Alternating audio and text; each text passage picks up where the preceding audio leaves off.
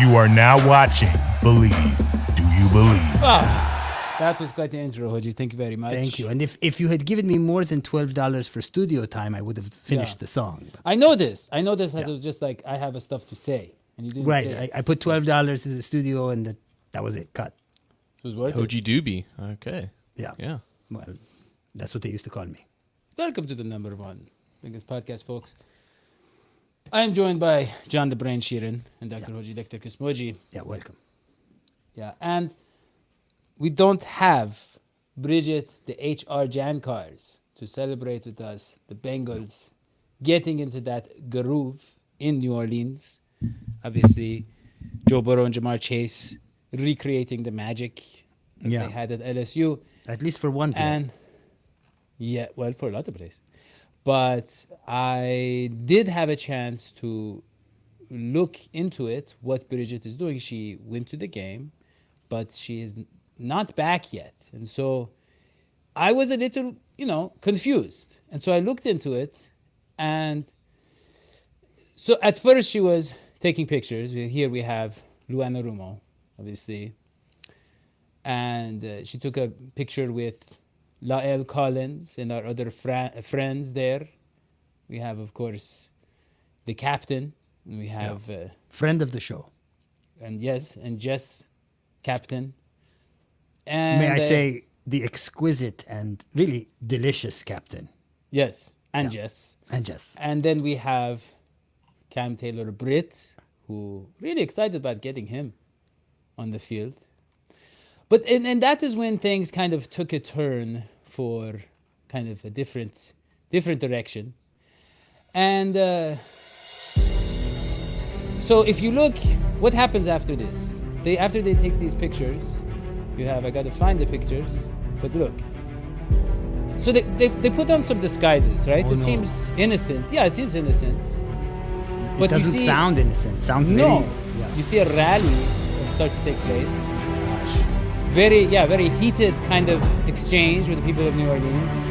And it ends with Bridget installing a new flag for the people of New Orleans. Yes, imposing a new sort of, let's say, overlord, a new sort of... She basically disagrees with their, freedom to be Saints fans and is demanding that there was a Bengals fan there.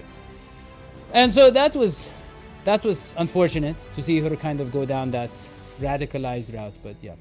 I'm surprised you would say it's unfortunate. I mean, it just reminds me a lot of your peeps. Unfortunate how? It seems like Operation Jackpot was a success, resounding success, I would say. Yeah. I think it was. Yeah. Well, we will see her next week, and we will get an update on that.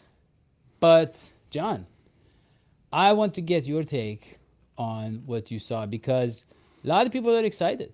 A lot of people are excited to see the confidence, to see Joe Burrow escaping pressure, escaping danger, improvising. Escaping a loss.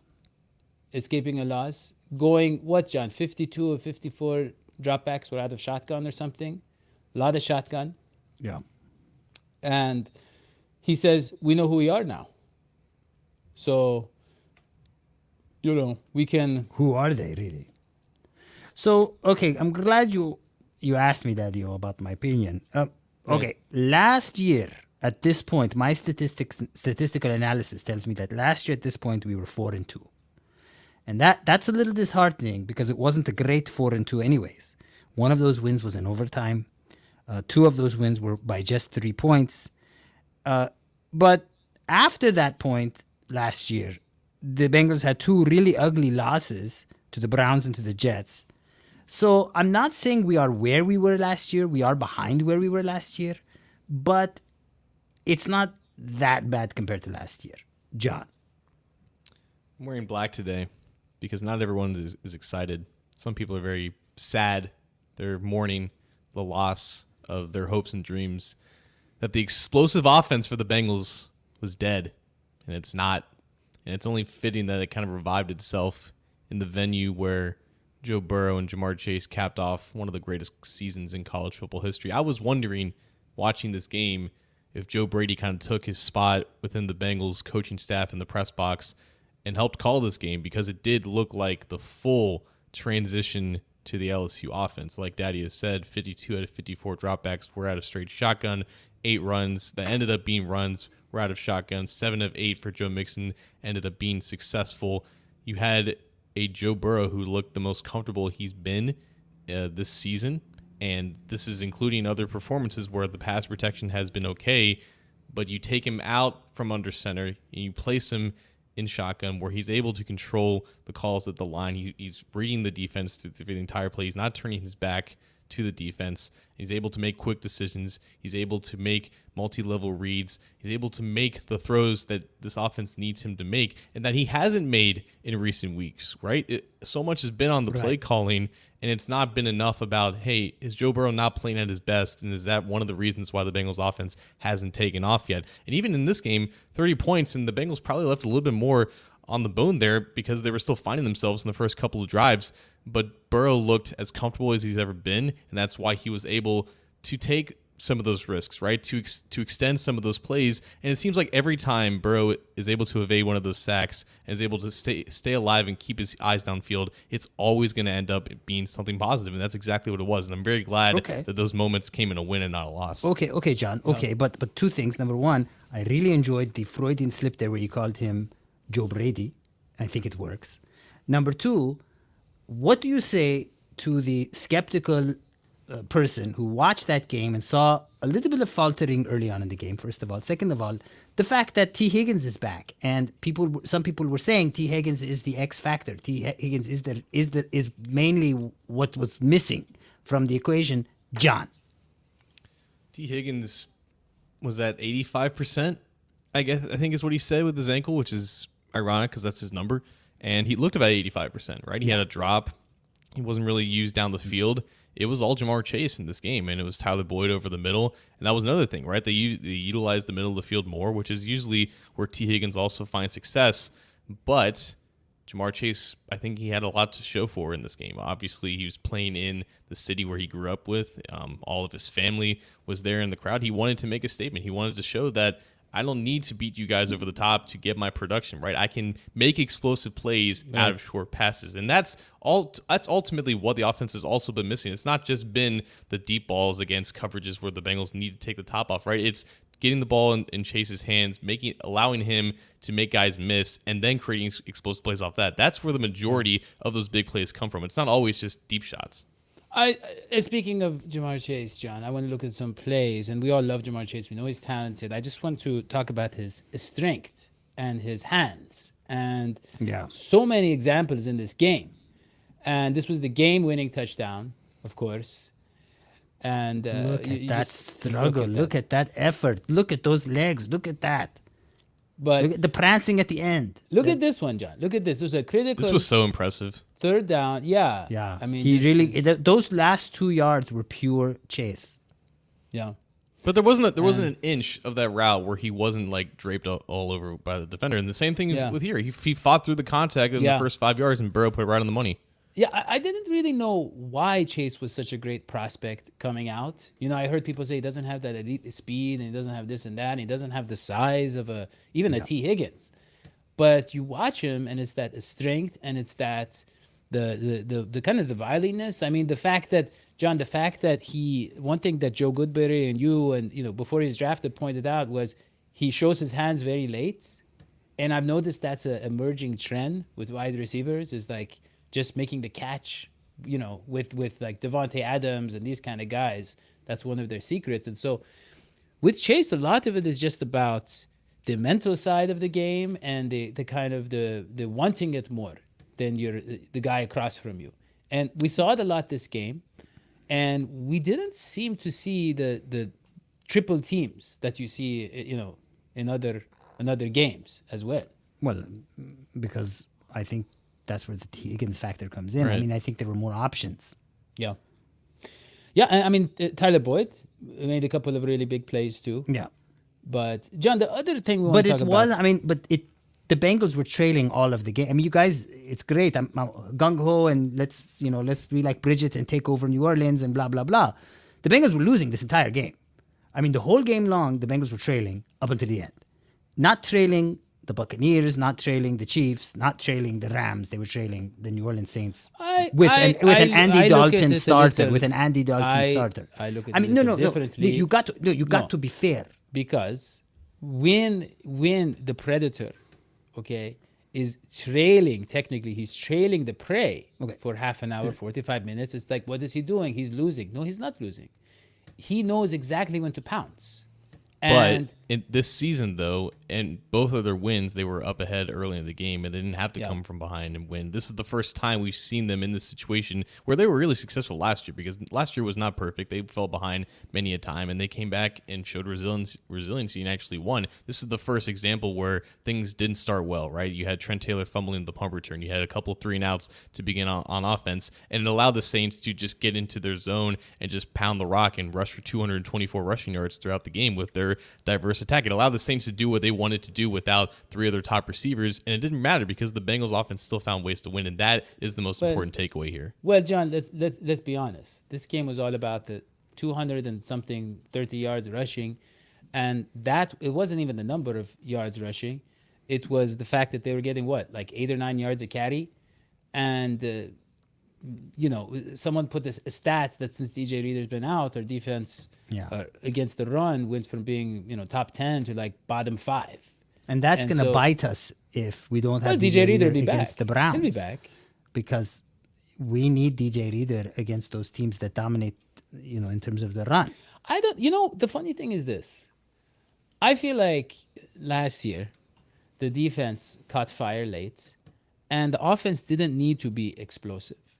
I feel like this offense finding its identity as an explosive offense that can be a little more consistent and get that magic, in different ways, I feel like that'll pay off in the long run. If we can win some offensive shootouts in the regular season, then in that cold weather, when we have to stop the rushing games, we have DJ Reader. I think it'd be a nice little, experience. Well, it's not even just being explosive. Like, the explosive plays will come if you remain on script for most of the game, and that's exactly what the Bengals did. This was the most successful outing in the Zach Taylor, Joe Burrow era from a successful play standpoint on first and second down. That was their biggest weakness on offense entering this week. It wasn't just the fact that they weren't stretching the field, is that they were falling behind on first and second down and forcing themselves into these third and long situations where, fortunately, they've been mostly successful compared to most other teams, but they've been shooting themselves in the foot. In this game, they were 59% successful on all plays and 58% successful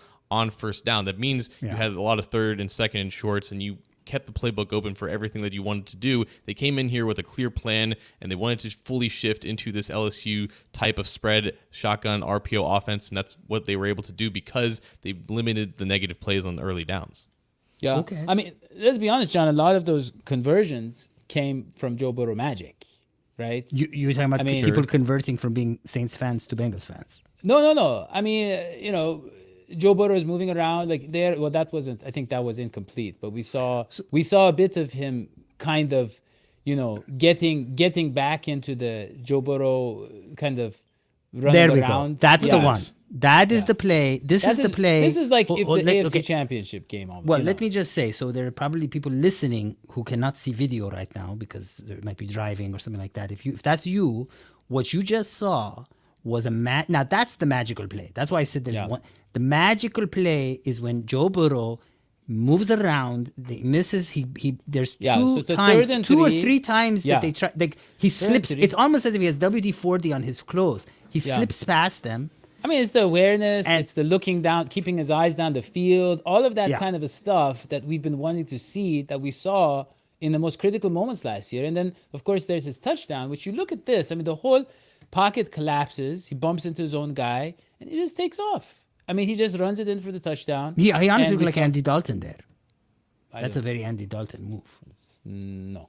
But, I mean, Joe Burrow, basically, it's a confidence thing with him. I mean, obviously, we know that he is got a lot of confidence overall in his ability, but I think it's the injury. It was shaken. The confidence was shaken. I mean, we talked about this. He was doing too many shows. Was 100 sacks if you count the postseason or something? Or no, 7. I don't know. It was a lot of sacks. And then, I mean, so the fact that I think that Dolphins game, we saw Joe Burrow getting back to his creative, confident self. I don't know what happened The Ravens game was not quite like that, but I think he's getting there. I think I really He's getting there, but another thing is the offensive line is gelling. I mean, one of the things that has really impressed me is I saw a tweet. I can't remember whose tweet this was, but they was analyzing the number of sacks this year and saying that basically the percentage now is like a normal offensive line, whatever that means. In other words, we should technically, if you have an offensive line that's working better than last year and you have the same receivers and you have Joe Burrow, we should be seeing great improvement. Now, we haven't been seeing great improvement yet, but that, as John's saying, maybe that's what's coming. Maybe this was the beginning of the end for the rest of the NFL. Well, it's here now. Like, it's not just Burrow he has found himself, I think, and it's because he's in an offense where he's not asked to play multiple styles of quarterback, because that was the biggest issue with the offense early on, is that they were trying to marry a wide zone under center running game with a spread shotgun passing game, and it became really predictable for defenses to just either put a safety up in the box when Burrow was under center or just keep your safeties back. And then they started shifting more and more into just primarily just a shotgun offense. But now when you have full autonomy and you have full conformity just to a single identity, it allows you to be more unpredictable and to make these calls at the line and to stay in the same personnel while doing different things. That's harder for a defense to understand, but also Burrow has experience with this, right? It's what he did at LSU. It's the same type of style and scheme that he was comfortable with, and it's credit to the Bengals coaching staff for doing this, because you have to remember who these coaches are and where they came from and their philosophies. Zach Taylor was bred under the Sean McVay and the Bill Callahan offense. That's under center with a lot of wide zone. Brian Callahan, his dad is Bill Callahan. That's where he came from. Frank Pollock was coached under Bill Callahan. He's wide zone too. So all these guys, are majoring or have majored in under center passing offenses with those running games, and now they're fully integrated into doing what's best for Burrow. So credit to them. Which you should call what? The shotgun.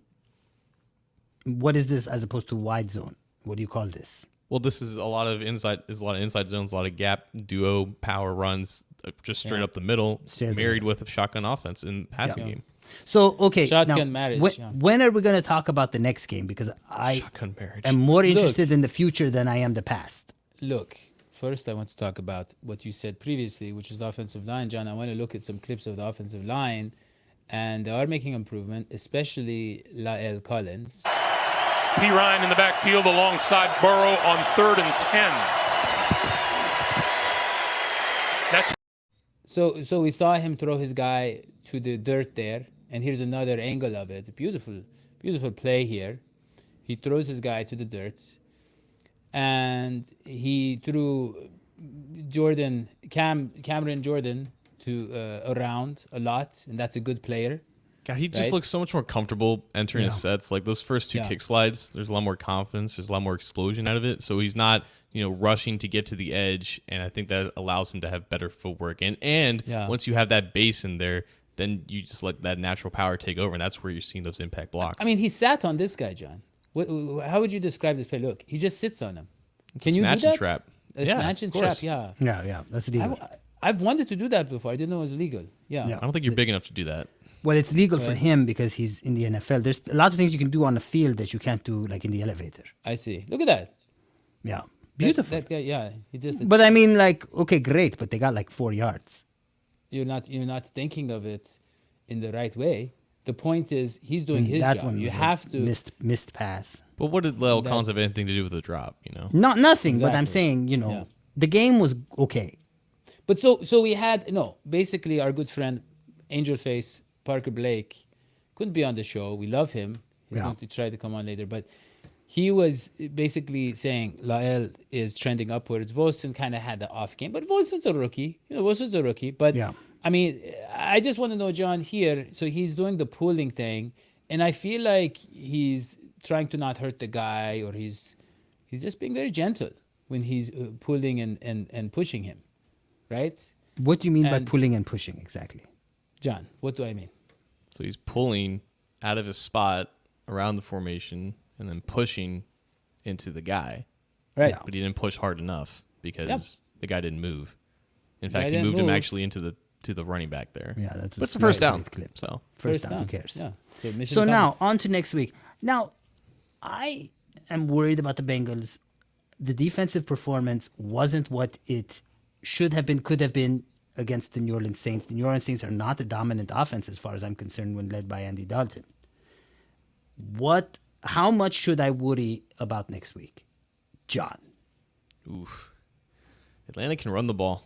They the can. Bengals are having issues stopping the run, which is not a good combination. No. But that's why Atlanta is taking people by surprise. I think their offensive line is performing above expectation. They have a scheme and athletes at the running back spot that's allowing them to get a lot of yards over expectation. I think it's a good system that they have. Somehow they've managed to accumulate, by all accounts, personnel that kind of fits what Arthur Smith wants to run, and they unapologetically pound the rock more than any other team in the NFL right now. So the Bengals, now I don't think that DJ Reader is necessarily worth like 2 or 3 wins in a season, but there are plays where like, hey, Reader can probably shed that block, right? And he can probably make that tackle, and he just gives the whole defensive line a boost because that's a lot of space that he takes up, and he still ends up making those stops. So when you take him out of the equation for like a Josh Tupou, there is a difference. But now you don't have Tupou for this game. You don't have a true nose tackle on the roster right now. So you either have to elevate Tyler Shelvin, you have to sign the guy off the street to take that role, because behind him, man, like Zach Carter, he's a rookie, he's not playing well. J2 Faley made his debut, but he's not a nose tackle. So I don't know what they're really going to do, but they have to figure out something out, because if not, Atlanta can just run the ball down the middle and probably gain 4 or 5 yards of carry. I know. But John, on the positive side, I think our pass rush is really coming around, John. I mean, Sam Hubbard, I feel like he's a pass rusher now. And this play, right, this was the most important play of the game, I think, for the Saints. 3rd and 10, 30-something seconds left. 4-man rush, and it's beautiful. Don't you think so, John? I mean, I think the pass rush is far exceeded Play that our again. Play that again. BJ Hill? Yeah, okay. So you see BJ Hill, I think Yeah, was the first one to get it was there. BJ Hill who beat him, right? No, And I that's know. why- I know, yeah. but Hubbard is still getting a nice push, and I've seen him in the backfield a lot, on passing plays, not just running plays. And obviously Trey Hendrickson, we know what he can do. I feel like we have a pretty good, top half of the league pass rush. Is it just good. Yeah. The Falcons really made the 49ers not look so good. And it seems to me like the things that the 49ers had problems with, we would have problems with too in that situation. That's why I'm worried. Yeah, the 49ers, I don't believe they had their best pass rusher, Nick Bosa, and that might have impacted things. The Falcons, I don't think they have a great offensive line, but they still managed to create holes and just clear guys out of their gaps. So they run a good scheme, and I think the Bengals defense and defensive line just has to take a long look in the mirror this week and say, hey, if we don't do this, then the game can get out of control, just like it could have gotten in control against the Saints. I agree, Hoji. Like, this game was not all roses and butterflies. No. Like the Bengals were down for most of this game, and they managed to come back. But that maybe not have been the case if they were facing a good offense like the Falcons have. John, what about this question? Can we just sell out to stop the run? And That's not going to work. I mean, gonna if you just put 8-9 guys in the box, like, that's just asking to get burned over the top by Kyle Pitts and Drake London and whoever else the Falcons have. Has Kyle Pitts got on track this year? I know Apparently early on- not. I don't think they know he You don't want to exists, be his but- breakout game, though. That's true. Wait, how is our guy that covers tight ends? How is he doing? Trey Flowers, is that right? Yeah, he hasn't played well this season. Yeah. He didn't play well against Mark Andrews. I think he didn't play necessarily well yesterday either. So Yeah. So we're back to not being able to cover tight ends. Well, I guess that is it. Yeah. Unless you have anything, John. Do you have no, I'm anything? good. Do the I'm good. fans have anything? Does anybody have a question for us? Are they wondering how to subscribe or to like or to comment? I saw Andrew Sealer was worried about how the Lord had favored Burrow and Chase because I had Right. predicted. Yeah. I mean, yeah. I think he had his own prayer circle, Andrew Sealer, before the game. He did his own, and he countered Dalton's prayer circle. So young man, it looks like the Lord has favored you. Yeah, that's what it looks like. Yeah, I mean, Now- he is watching this show. Yeah, What should people put in the YouTube comments this week? I feel like this week they should put in: is the offense, does it have an identity? Are they going The to be Bengals able offense. to the Bengals offense? Are they going to be able to sustain this new semi-success? That's a lot for a YouTube comment. And can they survive DJ Reader? Can they? You know, That's get not how back it on works. track? You can't like add like you can't have 3 things for the YouTube Okay. comment. It has to be a simple like are we going to make the playoffs? Yes or no? Put it in the YouTube comment. Right.